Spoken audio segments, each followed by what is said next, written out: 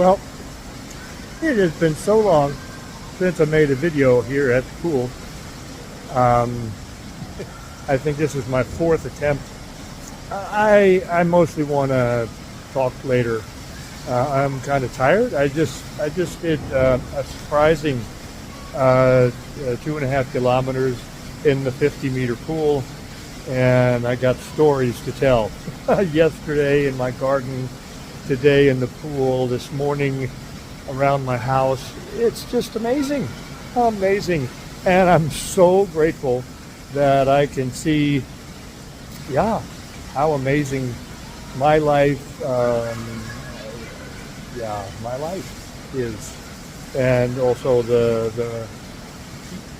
world I live in, the world I choose to see, the world I choose to bring my attention to. Very touched. So anyway, I'll check with you later. I got to get in the shower or get my bike and ride home and have some breakfast. Maybe I talk to you after breakfast, okay? I'll check in with you later. Ow. Hello again. Wow. When did I leave the pool? 1 o'clock.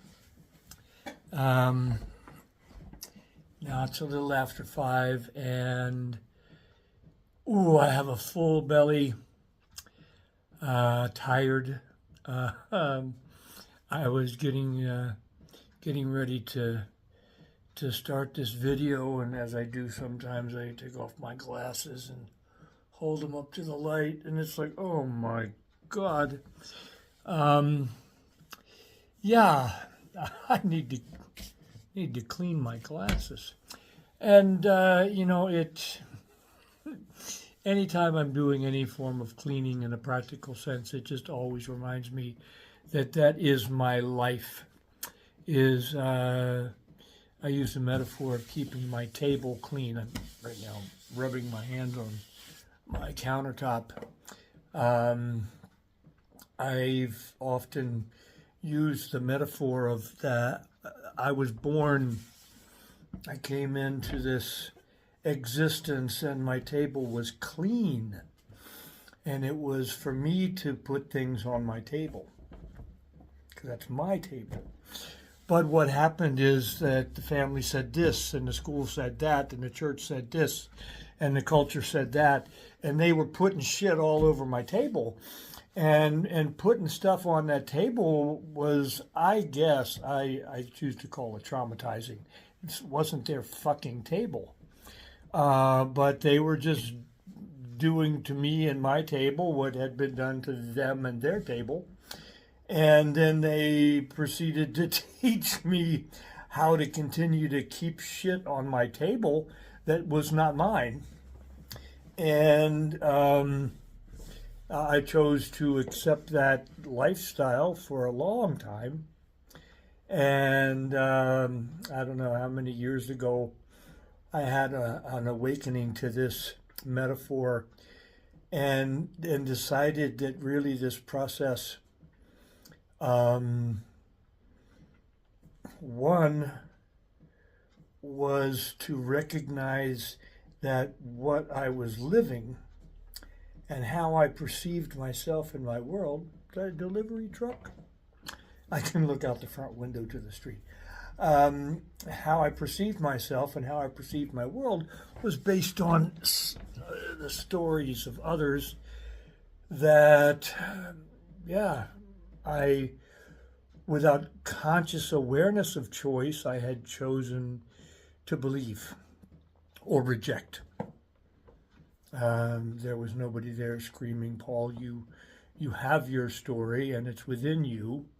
They said, this is the truth, and I could accept it or reject it. But anyway, and I still see it going on, even with good intentions, people running around screaming, this is the truth, and this is the truth, and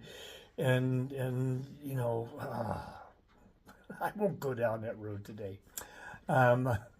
So cleaning my glasses is just, and washing my dishes, and it's all about keeping my table clean. And things will show up on my table. I can give it attention. and I know that it's going to pass. It's not my place. It's my place to keep my table clean and allowing things to move through. That's just a metaphor. Wow. I haven't checked in for a while. Got back from Germany a week and a half now, I guess. It seems to take me a few days to acclimate, transition, whatever, between life in Germany with Katja and life at Sturkacher with me and Sturkacher. And now Katja's going to be back here on Friday, so that was kind of a short period. But anyway, I've been active. I've been full. I had a bit of a lifestyle change. I had my right knee replaced, and I was having quite a bit of pain, and I got a cortisone shot, and then I was told, do not do your physiotherapy. You can do your lifestyle, but don't work on your knee, because we were uncertain if I was creating, I had a lot of inflammation in the scar tissue, they said, by looking at it with a sonogram. And so we don't know. Doesn't matter. Don't need to know. But I still swim. You know that from my earlier video. It's part of this package. And I swam the other day. Yesterday. Yeah, it was time to do something in my garden. And I'll post some pictures of before and after, and the amount of work involved in that. And one of the things that I appreciate, I like, is how I will stay with something kind of until it's done. Of course, there's this other side that doesn't even start shit that needs to be done. But anyway, I started my garden work yesterday, and I worked my ass off. And it is life with a prosthetic knee is different. Even, yeah, I don't talk about being 74 very much. I guess being 74 is also different, but I don't think about it so much. But anyway, I did so much work yesterday. It was shocking. I thought, well, if I get this done, and then it's like, well, yeah, but let's do that. And then I get that done. It's like, well, I could do that. Okay, but I need to eat something. Well, okay, well, I'll eat something, but it'll only take an hour, and then I'll get back and go back out there, and I'll try to get that done. And I got that done, and that done, and that. And then it's like I came in the house. It's like, wow, that was fucking amazing. You know, you just take a bite. You know, I do that as part of my life. Is I take a bite and I kind of chew it, and it's like, okay, I take another bite, and so anyway, got my garden all, no, not true, but about 85% prepared for winter. And one of the reasons why I wanted to get my garden prepared for winter now is because we've had rain like fucking every day, it seemed like, for the last 10 days. And since I got back from Germany, and so this was the first day where there was some not rain. So, and tomorrow is also, and I thought, yeah, but tomorrow being today, I'd like to go for a swim, I think. And I've been swimming at this pool, and only swimming 25-meter laps because the 50-meter lap area were so full of people. It's like, I don't want to do that. So I had these almost private 25-meter lanes, and it's like, yeah, that's cool. But what's going to happen when there's space in a 50-meter pool for you? You know, you're going to deal with that. So that's what happened today. First of all, I started making fruit salad, and me making fruit salad is about a 4-hour process. I use about 7 or 8 different fruits, and I'm making a fruit salad for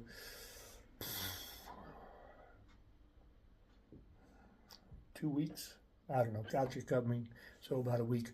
And so I have one pile for the next few days, and then 2.5 bags are being frozen. And so anyway, this is the process. And I started it yesterday. No, started it today, the day before yesterday. But it's like, okay, so I want to do my fruit salad before I go swimming. And again, it was like this thing yesterday with this garden. It's like, okay, come on, let's do the kiwis. Okay, so 6 kiwis to peel and and to chop, and papaya and plums and pears, and was there anything else? Anyway, so I just, okay, I'll do those, and then I'll see where I am. I'll do that, and then see where I am. I'll do that and see where I am. And it was interesting because I not only did all of the fruit, because I said, okay, if I get all of it cut, then I can just deal with mixing it up when I get back from swimming. It's like, no, I mix it up. I even stayed and cleaned my pots and bowls, and what a guy. And it's like, yeah, now I'm kind of going late in my swimming. I wonder what I'm going to create with that. And I got to the pool, and there were only 2 people in the 50-meter lap pool, lap lane. And it's like, oh, gotta go. And I just thought, oh, because that's swimming 25 meters and getting to the wall, and then using the wall to push back and go another 25 meters, which actually is maybe 20 meters of swimming between pushes. And now, and I was just swimming 50 meters a couple of weeks ago in Germany, but this now feels like a big deal. I created this. And it's like, come on, we go. We don't know what this looks like. But what I see about me is that, again, I keep my attention on me. I can't look at what am I going to do. I can say, well, let's see if I can do 500 meters. Would be 10 laps. 500 meters in a 25-meter pool is 20. So psychologically, 10, hey, that's cool. Anyway, so, but let's not go too fast. And I just plugged along, and I also have a rule as I'm counting. I have a counter in my watch, but I don't want to stop and look. So I count up here, 1, 2, 3, up to 10 or 20 or whatever. But there's a rule is that if I'm counting and I don't know if I'm on 6 or 8 lap, then I'm on 6. I could be on 8, but it doesn't matter. If there's any confusion, I don't take the big number, I take the small number. That's kind of like the rules of the game. What a game. Anyway, that happened today. And in my first kilometer set. And so it ended up this time that I was like low. I chose the lower number, so I had actually, instead of swimming a kilometer, I swam 1,100 meters, my first set. And then another guy comes in the pool, and he's swimming just behind me, maybe 1.5 meters, and maybe in 2 laps I would gain like 50 centimeters. And so I noticed that having this guy behind me helped to motivate me. But it also was a great distraction. So I thought, you know what I'll do? I'll I'll take a break. I'll let him go around me. I'll let him get some distance, and then I don't need to think about him. And so I made the turn. I'm going to stop at the next wall, and he passes me. The guy passed me. And just as I'm coming up to the wall, and it's like, wow, I wonder where that came from. So he made his turn, and I'm right behind him, and he's just going just a little bit faster than me. But this idea of stopping's gone. I'm now in this world of I'm swimming behind this guy, and I'm just going to keep swimming. And what an interesting change of thinking. And I could go on. It's, this experience of me and my process and watching how I do my life and operate this vehicle and keep my table clean. And, that I am so not normal. You can listen to this story and see how not normal I am. And yeah, I thought, God, 50 meters, maybe I'll do a kilometer. Well, I ended up doing 2.5. And this one guy who passed me, and then I was kind of swimming behind him. Then he made a turn, and then he started doing a breaststroke, and he was really slow. And now I'm 1,600 meters into my swim, and I need to pass this guy. But he's not that slow. And so I go to pass this guy, and somebody's coming the other direction. And one of my challenges is my COPD, my lung disease, emphysema, asthma, got it all. Anyway, and so my lungs hyperinflating, I can't hardly breathe, but I sprinted by him and got back in front of him before the guy coming up the other side. And I thought, okay, well, when I get to the wall, I'll stop. It's like, no, you don't stop because it's difficult. You make the turn and you start back the other direction because that's how I learned to do my training starting back 10 years ago when this whole process started. I was 62 when I started this, and I couldn't do a 50-meter walk without losing my breath. And I have to, lose your breath, but you keep moving. You can take a break, but you don't stop from a panic. You stop from choice. So it's like I made my turn, and lap 17, going to do 20. And so, yeah, I was very uncomfortable, but it's like, yeah, I choose to do things that are uncomfortable. And it doesn't make me a better person. It just means that that's how I see how to operate this machine. Life is going to be difficult. It has been. It will be. And I need to be at peace with these challenges when they come. So, yeah, and I thought, yeah, I can stop at 2. It's like, no, let's do 2.5. So I had 100 extra from my first set, so I only needed to do 400, not 500 at the end. And what shocked me through this whole thing is my ending time was 2 minutes 24 seconds per 100, and I thought I would be 240, 250 because I was kind of trying to be a bit conservative. So I don't know. I don't know what's going on. I don't have to know, but it's like I was surprised, and I was grateful. And the jacuzzi was empty, and I went over there and got in the bubbles for a while and moved slowly and got to the locker room and couldn't find the key to my locker, and went through my backpack 3 times. And it's like, gosh, I guess I have to go down and talk to somebody about where's my locker key. And then so I this little boy out there, yeah, so cute. Anyway, and so it's like, okay, well, what's my locker number? So I'm looking in these closed lockers and I'm not seeing my clothes, and I'm moving along, and then I get to this locker that's the door's open and the key's in the lock, and it's mine.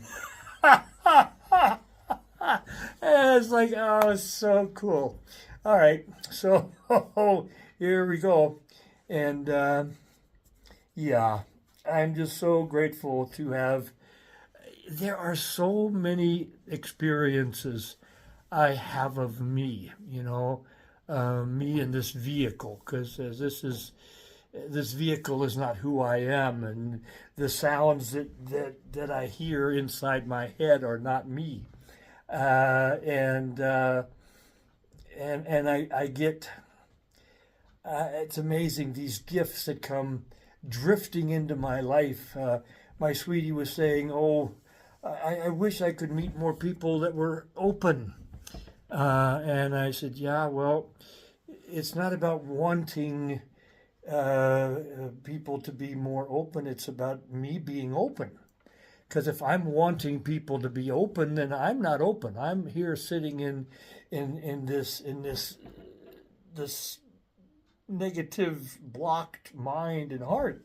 It's like, no, I just we use the word dolphin. So it's like I just need to be a dolphin, and it's if I'm looking for other dolphins, I'm not a dolphin. I don't know what I am, but I'm not a dolphin.